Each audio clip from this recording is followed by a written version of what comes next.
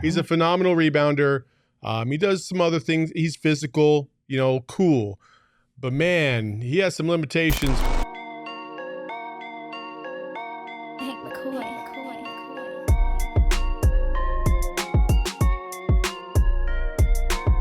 This next guy, some people have gotten a little bit excited about the idea of him being in Phoenix. It's Andre Drummond, who's been with the Chicago Bulls, averaged 8.4 points, 9 rebounds, a little under 1 steal a game, and 0.6 blocks, shooting that amazing 58.5% field goal percentage at the rim.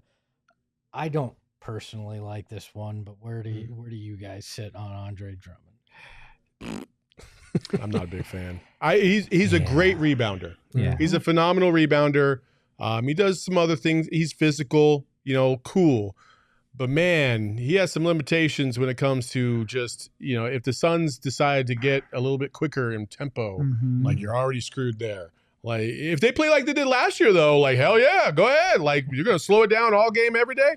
Fine. But you see the Celtics right now. Like, again, we're going to use them as the litmus test, right? Because they look like they're on their way. They're so well balanced. Perimeter, half court, fast pace. They could play a variety of different speeds and ways that it throws you off. And when you're looking at this team and what they need, I feel like we have too many damn old players. Like we just need youth and athleticism. And I just don't know if this is the one that you really are like, okay, yeah.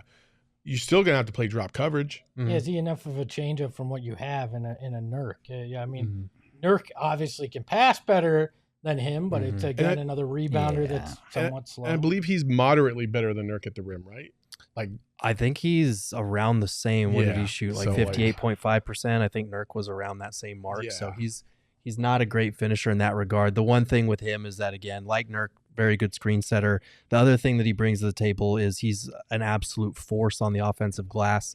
I think he was 5th in the entire league in offensive rebounds per game and 3rd in frequency of put-back possessions. So he's a guy that is going to generate a lot of second chances for you.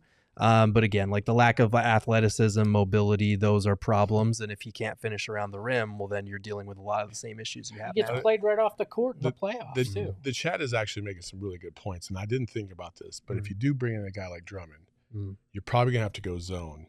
And the Suns are probably going to have to make a hire. I thought you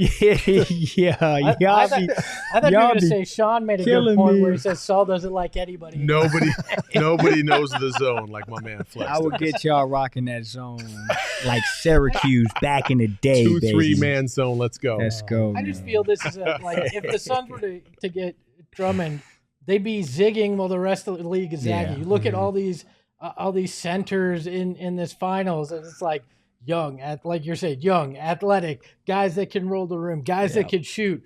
And we'd have Nurk and Andre Drummond, and it'd be like, oh, yeah, this would have been great in 2004. Right.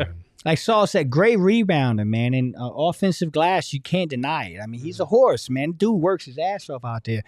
But, yeah, this is about 3 years too late for me. Like, maybe 3 years ago I would have thought about it. Not now, man. And we're going to play quicker, which I believe we are. And we're going to put up the threes, and what Bud is saying, we're going to be shooting the hell out the 3-ball. Yeah. He just don't fit. I mean, I need a guy that can put some pressure on the rim and can pop out and make you respect the 3-point shot. He's not that guy.